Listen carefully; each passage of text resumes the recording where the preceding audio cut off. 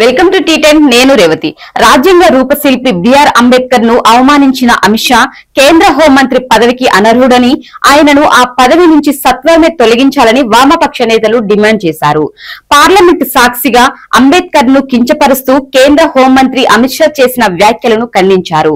ఆయన బేషరతుగా తన పదవికి రాజీనామా చేయాలని డిమాండ్ చేస్తూ వామపక్షాల ఆధ్వర్యంలో దేశ వ్యాప్తంగా ఆందోళన చేపట్టారు. పశ్చిమ బెంగాల్, త్రిపుర, బీహార్, ఆంధ్రప్రదేశ్, తెలంగాణ, కర్ణాటక, హర్యానా, రాజస్థాన్, ఒడిశా, తమిళనాడు, కేరళ, మధ్యప్రదేశ్, ఉత్తరాఖండ్, హిమాచల్ ప్రదేశ్, ఉత్తరప్రదేశ్, జార్ఖండ్, గోవా, పంజాబ్, మహారాష్ట్ర, ఢిల్లీ, పుదుచ్చేరితో పాటు ఈశాన్య రాష్ట్రాల్లో ఆందోళనలు జరిగాయి.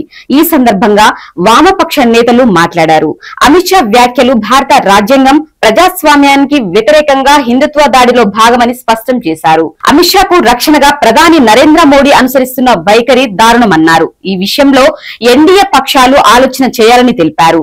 CPM, CPIML, RSP, Forward Bloc పార్టీలు ఉమ్మడిగా ఇచ్చిన పిలుపునకు ప్రజల నుంచి విశేష స్పందన లభించింది. ఢిల్లీలోని జంతర్ మంతర్ వద్ద జరిగిన నిరసన కార్యక్రమంలో సిపిఎం రాష్ట్ర కార్యదర్శి అనురాగ్ సక్సేనా, ఇతర వామపక్ష నేతలు సిద్దేశ్వర్ శుక్లా, అమర్జిత్ కౌర్, సుచేతాడే, ఆర్ఎస్ దాగర్, ధర్మేంద్ర కుమార్ తదితరులు మాట్లాడారు.